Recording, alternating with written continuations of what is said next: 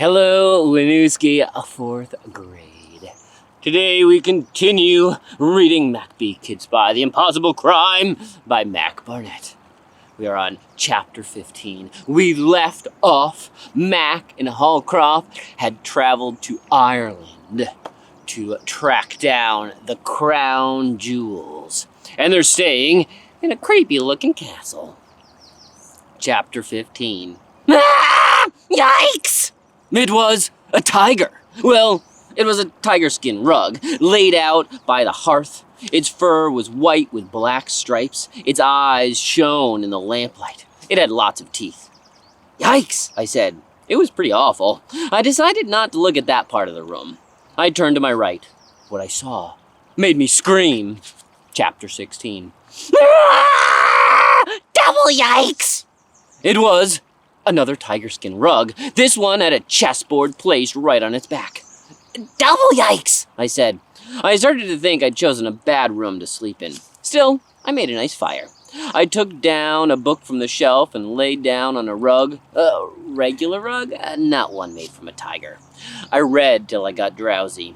Then I fell asleep, sprawled out on the floor like a tiger skin rug. I dreamed something soft was tickling my belly. I awoke with a start. What I saw made me scream. Chapter 17. It was a cobra, not a cobra skin rug. There's no such thing as a cobra skin rug. A real, live cobra was coiled on my chest. Its scales were white with black flecks. When I screamed, it reared up. The cobra hissed. I tried to think of everything I knew about snakes. I knew, that I was afraid of snakes. I knew that if a cobra bit me, I would probably die. I knew that Derek LaFoy said he hypnotized his pet snake every night by crossing his eyes at it. So, I tried that. The cobra's hood flew open, which seemed like a bad thing. And then it hissed again. As the cobra started to strike, the phone rang. The cobra swung its head toward the table and bit its leg. The table's leg, not the cobra's leg. Cobras don't have legs, but tables do. That's true. You can look it up. I rolled toward the fireplace and picked up a poker and then rushed to the table and pinned the snake to the ground. Got you, I said. The snake hissed again. The door to the library flew open. Holcroft, in pajamas, rushed in with his axe. Our eyes met. Oh, did it bite you? He asked. I shook my head no. Good, said Holcroft. Holcroft set a priceless urn upside down over the snake. Got him. What are you going to do with it? I asked. Now, if you were hoping this deadly snake was going to be released into the wild and start a snake family, you might want to read a different kind of story where only nice things happen, like the day our substitute teacher changed our lives, or, Grandma, tell me about your locket. But this is a secret agent story. Besides, there are very strict laws about releasing snakes in Ireland. That's true. You can look it up.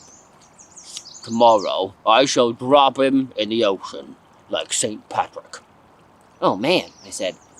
By the way, said Holcroft, are you going to answer that?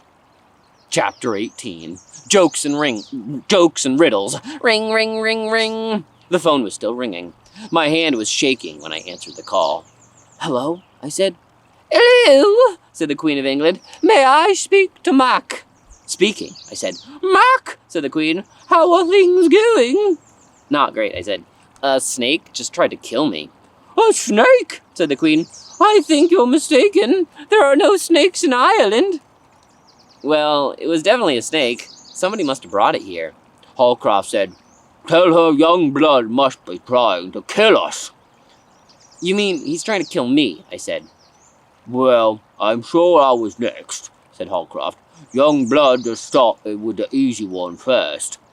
No, I said, you start with the important one first. Everyone knows that. Please, said the Queen. It's rude to talk to someone else while you're on the phone. My mom always hated when I did that too. Sorry, I said. You are forgiven, said the Queen. Now, did the snake bite you? No, I said. Holcroft put it under a priceless urn. Ah, said the Queen. Holcroft saved your life. Not really, I said. I already had the snake trapped. Ingrate, said Holcroft.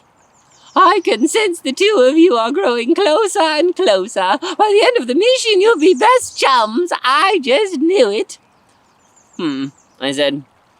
Anyway, I'm sorry to rig up so late. I'm having some trouble getting to sleep. My mind won't quiet down. I wonder, do you have any more of those riddles? Sure, I said.